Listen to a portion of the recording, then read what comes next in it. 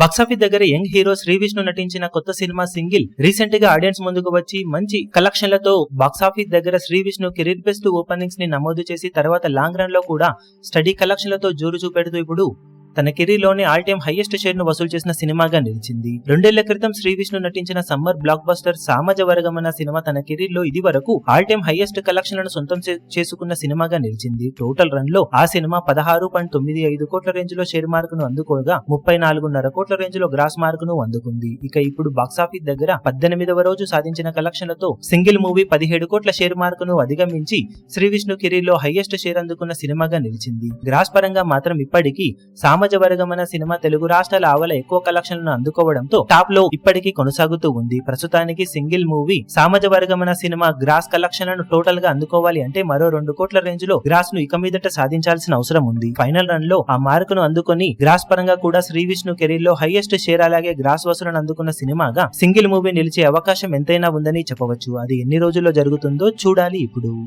ఈ వీడియో మీకు నచ్చినట్లయితే లైక్ చేయండి, షేర్ చేయండి, ఛానల్ ను సబ్స్క్రైబ్ చేయడం మాత్రం మరవకండి. ఏ చిన్న అప్డేట్ ను మిస్ అవ్వకూడదు అనుకుంటే బెల్ ఐకాన్ ను ప్రెస్ చేయండి.